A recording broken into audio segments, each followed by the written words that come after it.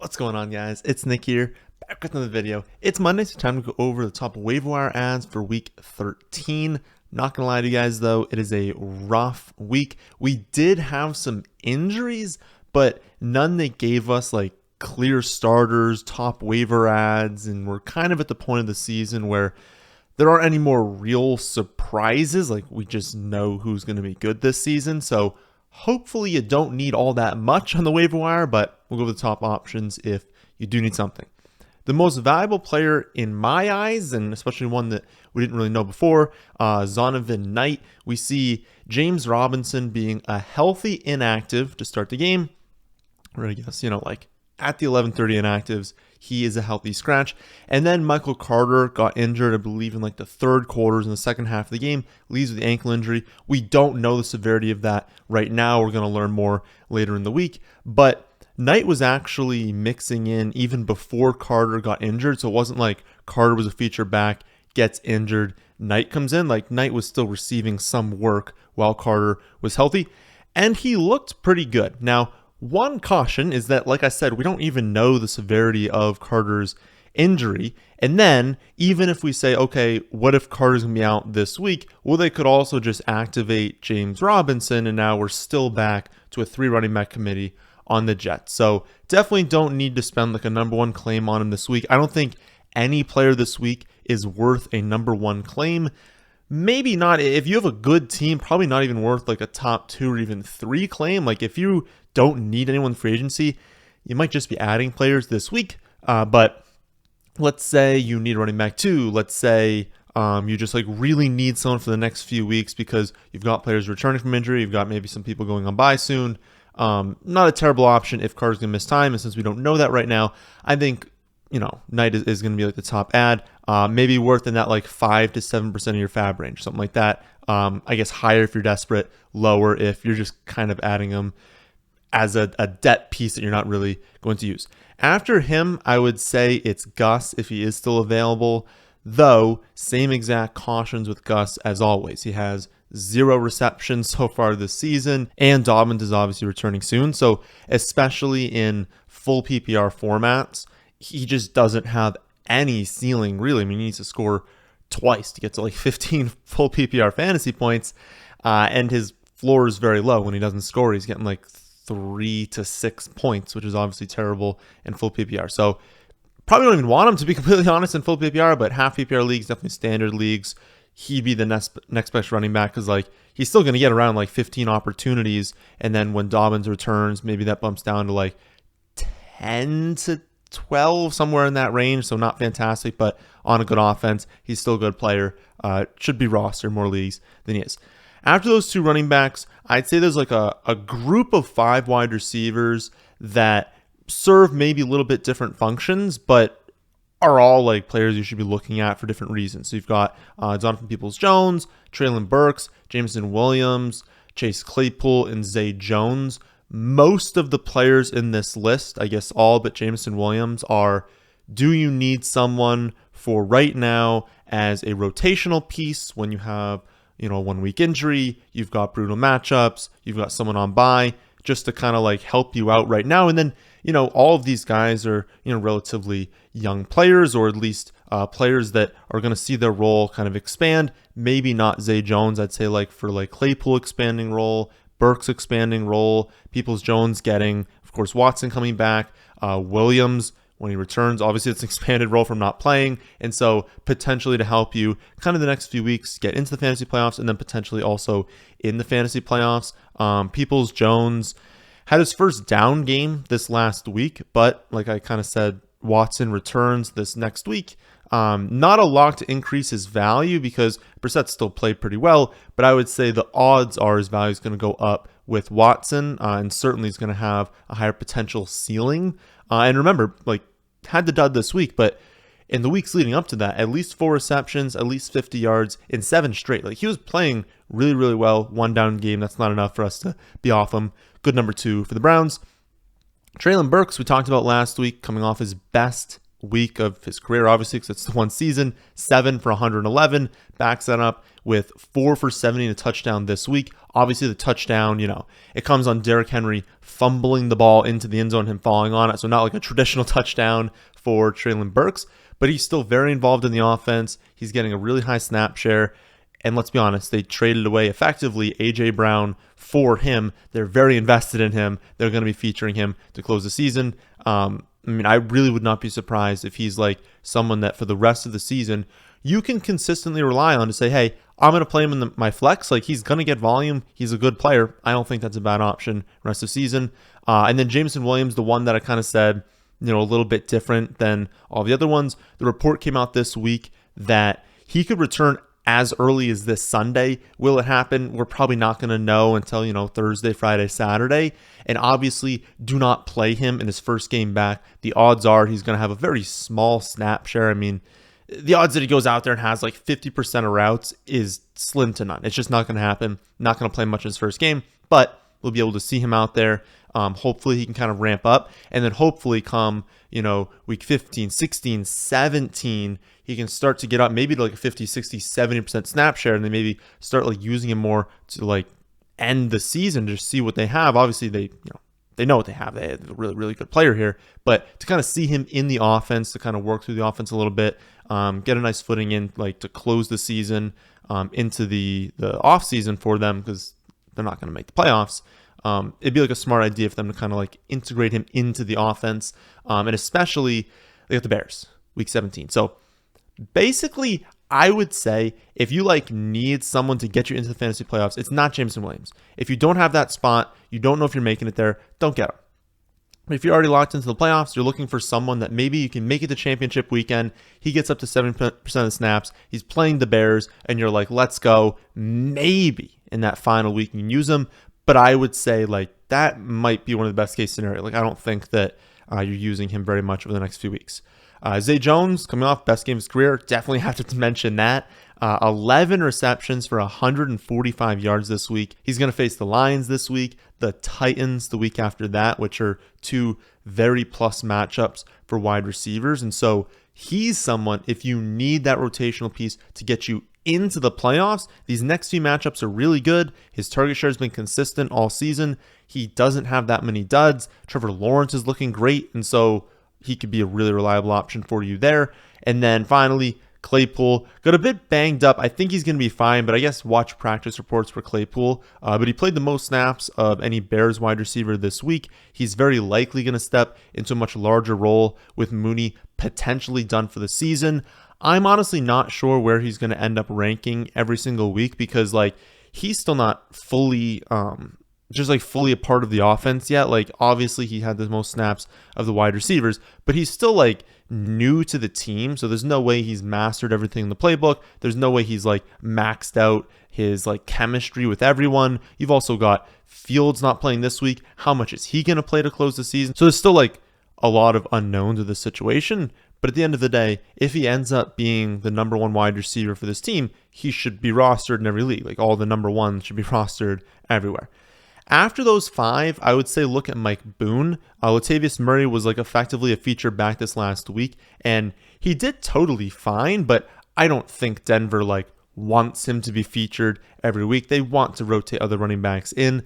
Boone is eligible to return this week. My guess for why they cut Melvin Gordon last week, even knowing Chase Edmonds has a high ankle sprain, will not be returning soon, was that they're expecting Mike Boone to return. I don't think they would have cut Melvin Gordon. Like, why not just use him for like a few plays a game to kind of spell Latavius Murray if you don't expect Boone to return? So I think Boone's going to return, if not this week, the next week. And when he does, he's probably going to take over the passing down snaps. He's probably going to mix in on early downs as well. He looked at least okay earlier in the season, and so it's not like Latavius Murray they like because he's not going to fumble the ball, and he's like fine at everything. Like, he's not terrible in any one area, and so they can trust him.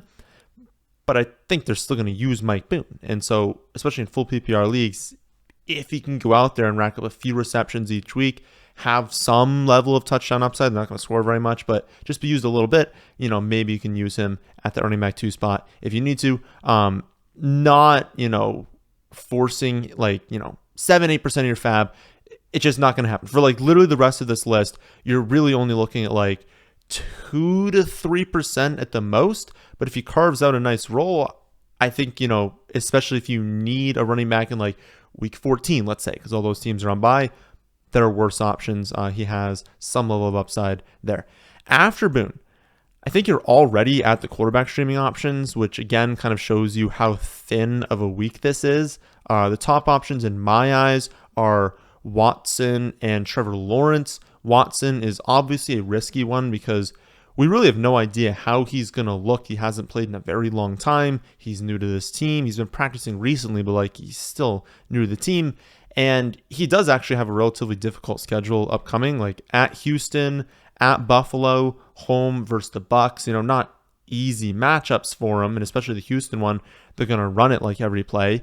Then Trevor Lawrence, on the other hand, gets at Denver, which we love.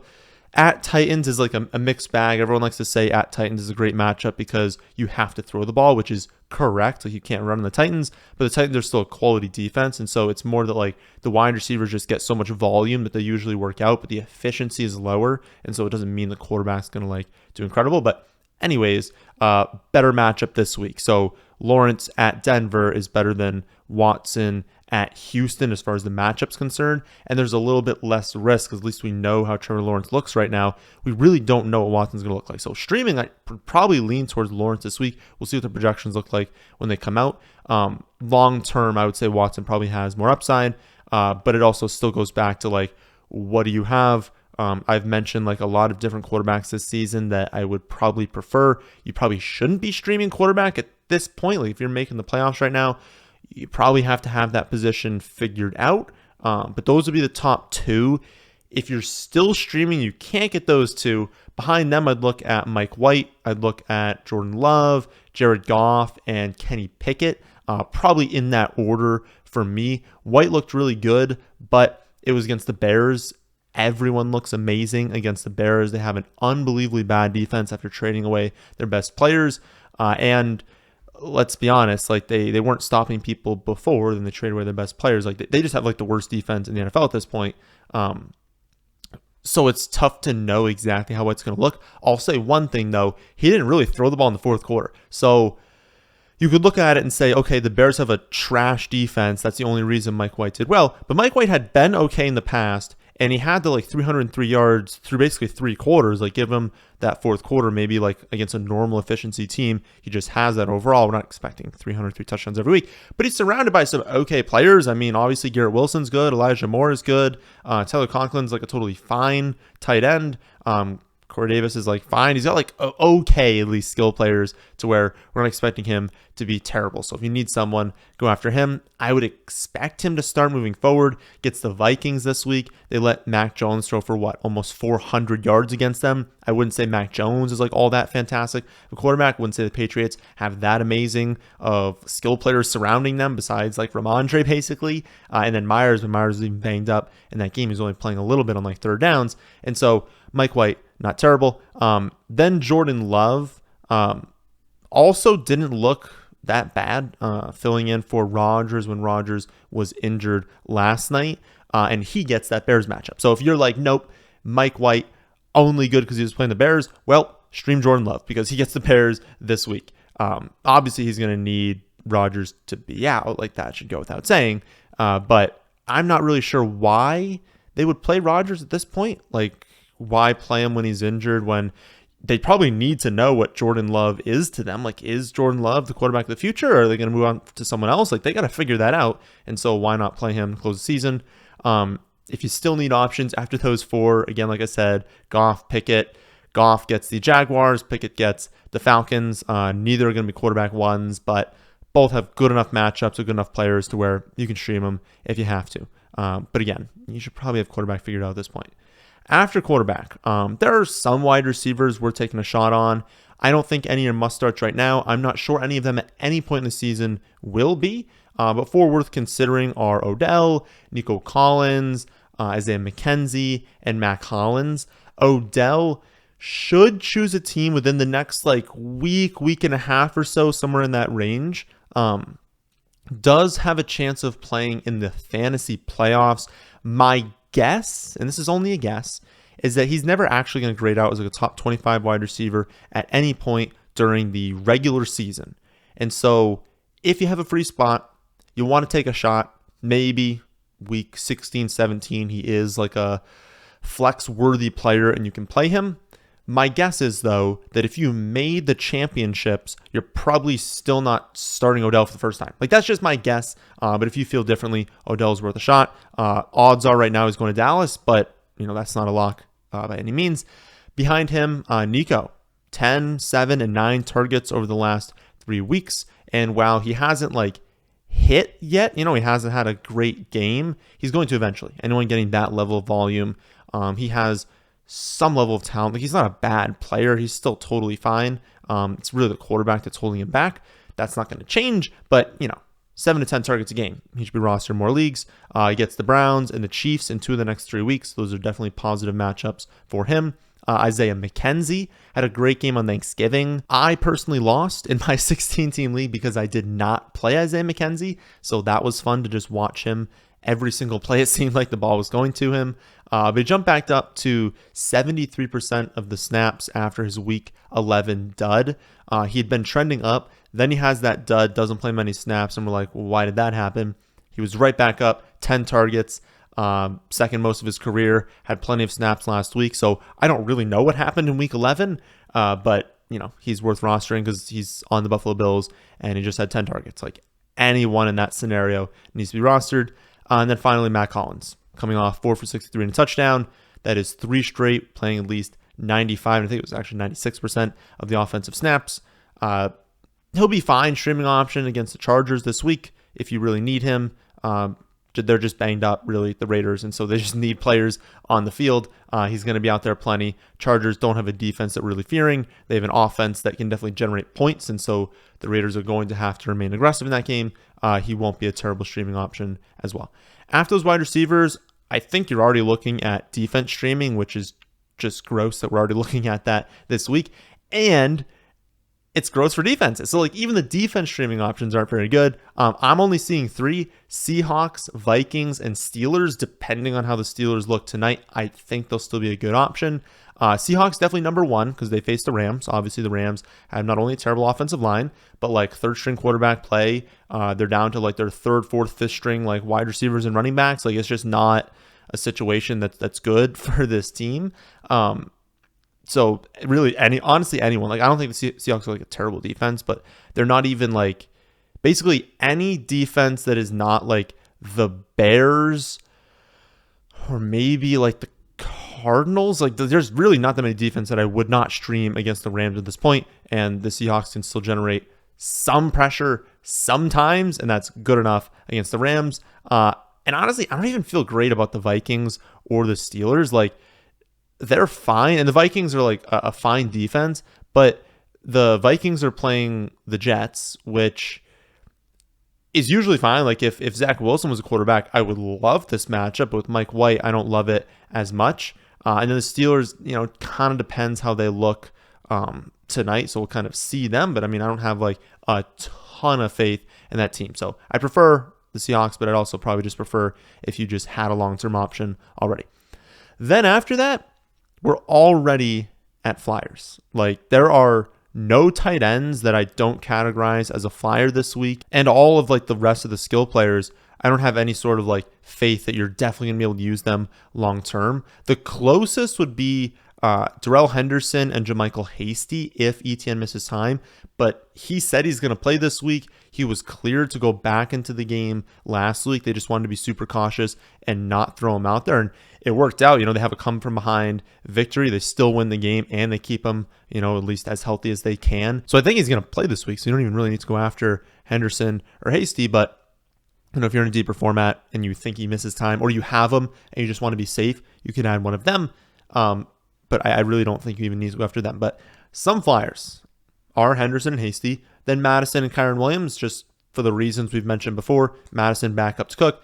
And then Kyren Williams, if they choose one running back to close the season to give more snaps to, it would be Kyren Williams. Tight end Flyers, all just Flyers. No one's matchup really stands out. in the terms of like matchup combined with I know they're going to get a workload, but in order, it'd probably be Jordan Akins, Evan Ingram, Logan Thomas, Foster Moreau, and Conklin. But again, none of them are tight end ones. It's really just if you need someone, that's the list I'd look at.